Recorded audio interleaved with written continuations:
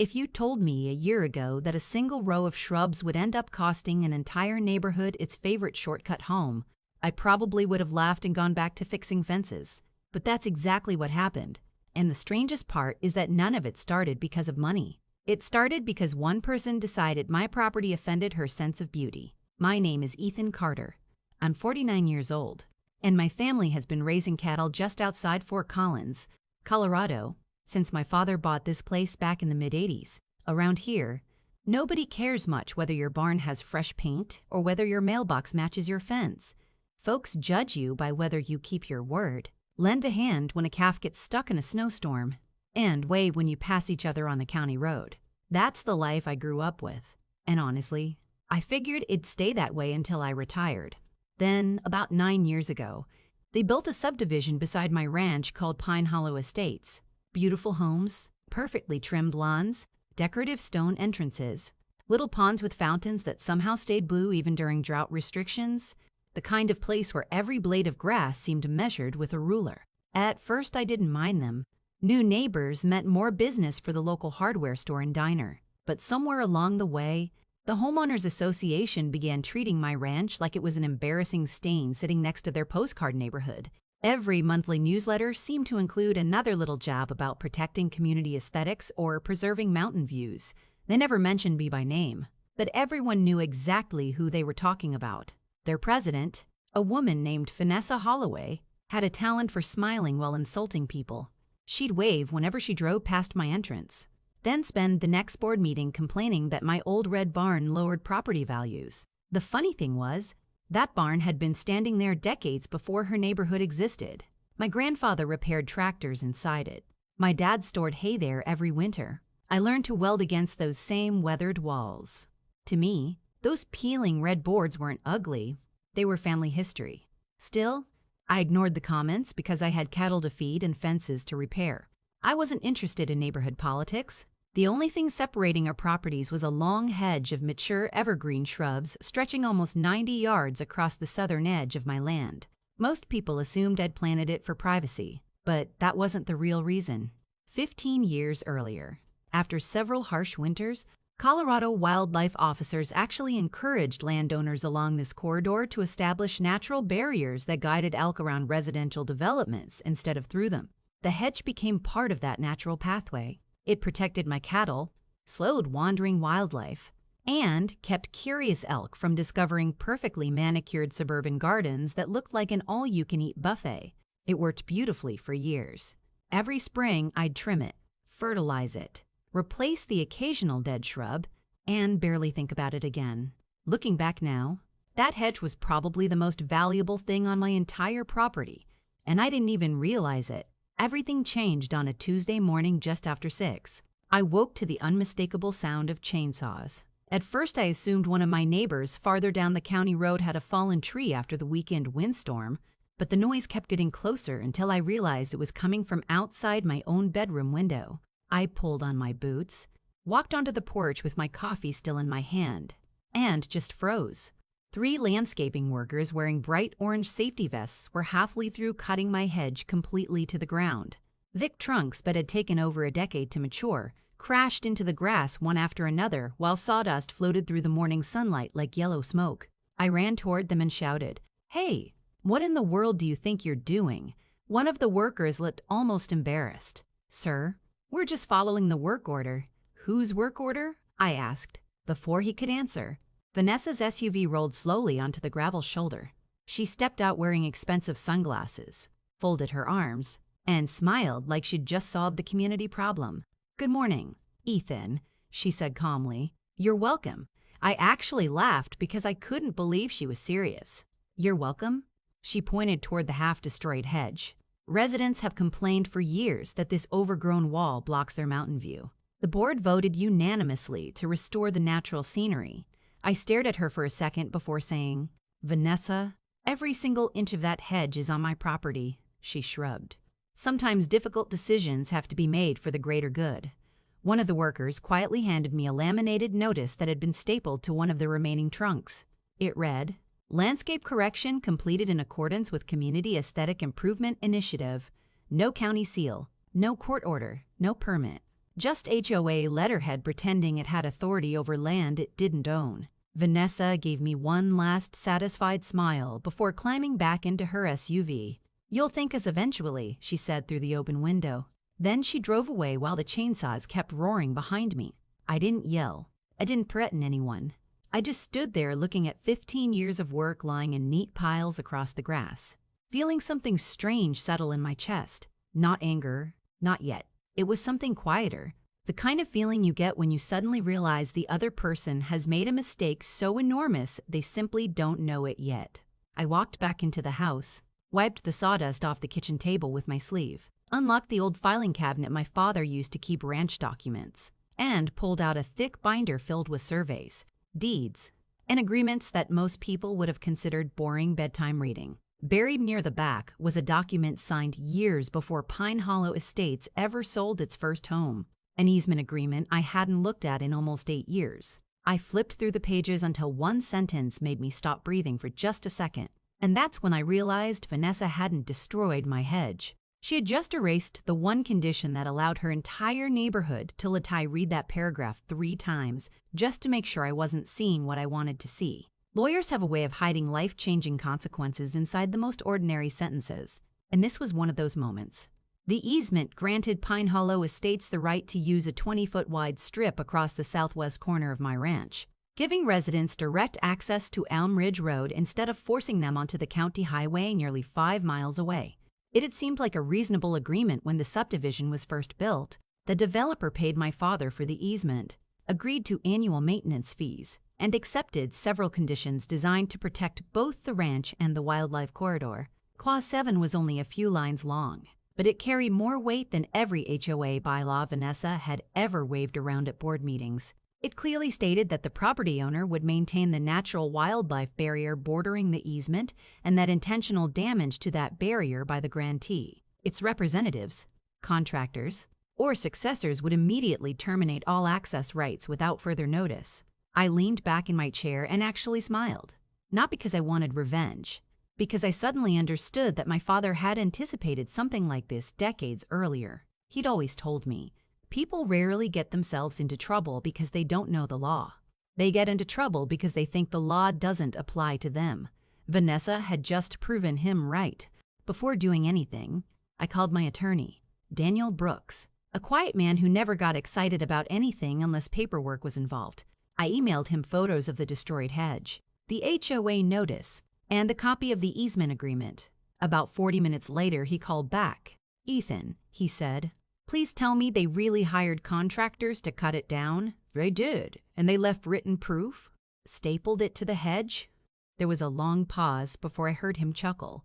"Well, I've got good news and bad news. What's the bad news? You're going to spend the next few weeks dealing with angry neighbors. And the good news, legally speaking, they just detonated their own bridge. By noon, we'd already contacted the county surveyor, who confirmed the hedge had stood entirely inside my property line. Every stump was measured, photographed, and documented. The contractors admitted they had been hired directly by the HOA board. Nobody tried hiding anything because they genuinely believed they were helping improve the neighborhood. That confidence amazed me. They never once asked whether they actually had permission to touch private property. The following morning, a steel gate arrived on a flatbed trailer. Heavy square tubing, commercial hinges, reinforced posts set in concrete. The installation crew asked only one question. "You sure you want it right here?" I pointed toward the easement entrance. "Exactly there." By lunchtime, the gate stood across the road with a simple white sign bolted to the center. "PR off at. Easement terminated. No trespassing." When I clicked the padlock shut, the sound echoed much louder than it should have. Maybe because it wasn't just a gate closing, it was an assumption collapsing. Residents discovered it almost immediately. First came confused drivers, then delivery vans backing awkwardly into the road, then parents trying to figure out why school pickup routes had suddenly changed. Around dinner time, Vanessa pulled up so fast her tires threw gravel across my driveway, she climbed out already shouting. "Open this gate immediately." I stayed on the porch, coffee mug in hand. "Good afternoon." "Vanessa, this isn't funny. I never said it was." She marched toward the fence until she reached the locked entrance. "You can't block our road. Actually, I held up the easement agreement. You blocked your own road yesterday morning. She snatched the document out of my hand and skimmed through it with growing confusion. What is this? The agreement your subdivision inherited from the original developer? We've always had access. You did. I pointed calmly toward the rows of fresh stumps where the hedge had stood. Clause 7. She found it. Read silently for several seconds, then looked back at me. That's ridiculous. Maybe. Nobody enforces things like this. County law does. We'll sue. You're welcome to try. She stared at me for another moment before throwing the papers back into my hands. You'll regret this. I almost answered, but instead I watched her drive away because there wasn't anything left to argue about. Facts don't become less true simply because someone raises their voice. The first couple of days were surprisingly quiet. Most residents simply accepted the longer drive around the county highway, although social media filled with complaints about extra fuel costs, school buses arriving late, and delivery companies refusing evening routes. Then Friday morning, nature reminded everyone why that hedge had existed in the first place. Just after sunrise, I noticed movement near the western pasture. A familiar herd of elk had emerged from the foothills exactly as they had every autumn for years. Normally, they'd follow the hedge south, continue through the natural corridor, and disappear into protected open space without ever entering the subdivision. This time, there was no hedge. The lead cow hesitated for only a second before walking straight through the opening. The rest followed. Within minutes, nearly 40 elk wandered into Pine Hollow Estates as casually as tourists entering a public park. I watched the entire thing from my porch with binoculars and another cup of coffee. They weren't aggressive. They were simply exploring a path humans had accidentally reopened. Unfortunately for Pine Hollow Estates, carefully landscaped yards looked far more interesting than dry pasture grass. Flower beds disappeared first. Decorative shrubs became breakfast. Fresh sod turned into muddy hoofprints. Then one enormous bull elk climbed onto a circular driveway while trying to reach ornamental trees beside a luxury SUV. The vehicle owner later claimed the animal attacked his BMW, but security footage showed something much less dramatic. The elk slipped while stepping backward, landed against the hood, and left a dent large enough to make the insurance adjuster whistle under his breath. Its antlers scraped across the windshield before the animal calmly wandered off towards somebody else's hydrangeas. Nobody was hurt, but property damage spread through the subdivision faster than gossip. Animal control couldn't simply chase them away because elk are protected wildlife. State officers explained the obvious truth. This was their migration route long before these houses existed. Residents weren't happy with that answer. By Saturday afternoon, my phone started ringing every 20 minutes. Some callers politely asked if I could somehow guide the elk back. Others accused me of intentionally attracting wildlife. One particularly angry homeowner demanded I put the bushes back immediately. I asked him how he expected 15 years of growth to appear overnight. He hung up without answering. Late that evening, my neighbor Frank drove over in his pickup carrying barbecue and 2 cold beers. Frank had lived on the opposite side of my ranch for nearly 30 years and enjoyed neighborhood drama almost as much as college football. He sat on my porch watching another herd graze peacefully behind my fence. You know, he said, I've seen plenty of folks dig their own graves. He pointed toward Pine Hollow Estates, but I've never seen anyone rent heavy equipment to do it. I couldn't help laughing. It was the first genuine laugh I'd had all week. Sunday brought another surprise. A local television station arrived after someone uploaded drone footage showing dozens of elk wandering through perfectly maintained suburban streets. The reporter interviewed residents, wildlife officers, and eventually me. She asked, "Did you intentionally close access to pressure the HOA?" I answered honestly, "No. I enforced the agreement they violated." Everything happening now began the moment they entered private property with chainsaws. That clip aired during the evening news, and suddenly the story spread far beyond our county. Comments online split almost perfectly down the middle. Half the people insisted I was protecting my rights. The other half argued I should be the bigger person. Funny how people love volunteering someone else's property in the name of kindness. The real pressure, though, wasn't coming from the internet. It was building inside Pine Hollow Estates itself. Residents who had blindly trusted the board were beginning to ask uncomfortable questions. Why hadn't anyone checked property records? Why had the HOA hired contractors without legal authority? Why were homeowners now paying thousands in damages because one woman wanted a better mountain view? Those questions echoed louder every day. And by the following Tuesday, exactly 1 week after the chainsaw started, Vanessa returned to my ranch. Only this time she wasn't smiling. And she wasn't alone. Walking beside her was a man in a tailored gray suit carrying a leather briefcase, and the expression on his face told me something had changed. He wasn't here to threaten me. He was here to find out how expensive Vanessa's Mr. the attorney introduced himself as Michael Grayson before Vanessa could say a word. Unlike her, he didn't arrive looking for an argument. He arrived looking for facts. And that alone told me everything I needed to know. He asked if we could sit down somewhere private. So I invited them onto the porch where my grandfather had spent countless evenings watching the sun disappear behind the Rockies. Michael opened his briefcase, placed a legal pad on the table, and spoke first. Mr. Carter, before we discuss solutions, I'd like to ask one question. Did anyone from the HOA ever request permission to remove the hedge? I looked directly at Vanessa. She stared at the porch floor. No, I answered. Michael slowly nodded, wrote something down, then asked, were you ever notified before the contractors entered your property? No. Another note. Did you authorize any landscaping work? Absolutely not. He closed the folder for a moment and leaned back. Then I'm afraid my client has a very serious problem. Vanessa finally snapped. You're supposed to be helping us. He turned toward her with remarkable patience. Mrs. Holloway, I'm helping you by preventing this from becoming even worse. For the first time since this whole mess began, I watched someone tell her something she couldn't simply overrule with a board vote. The silence lasted nearly 30 seconds before Michael cleared his throat. Mr. Carter, what would it take to resolve this? That was the question I'd been expecting all week. I walked inside, returned with another folder, and slid it across the table. Vanessa reached for it, but Michael gently took it first. The first page contained estimates from 3 commercial landscape companies. Replacing mature evergreen shrubs wasn't cheap. Neither was transporting fully grown specimens, rebuilding irrigation, restoring soil, and guaranteeing survival. Added together, the total came to just over $51,000. The next pages outlined compensation for 15 years of growth, ongoing maintenance during the establishment period, and legal expenses. Then came the new easement agreement. 25 years. Annual access fee adjusted for inflation. 5 years prepaid in advance. Every maintenance activity within 150 feet of my property required written approval. Any unauthorized work triggered a daily financial penalty large enough that nobody would ever confuse my land with HOA property again. Michael read every page without speaking. Halfway through, he quietly removed his glasses and started over from the beginning. When he finally looked up, he didn't ask me to reduce the numbers. He looked at Vanessa instead.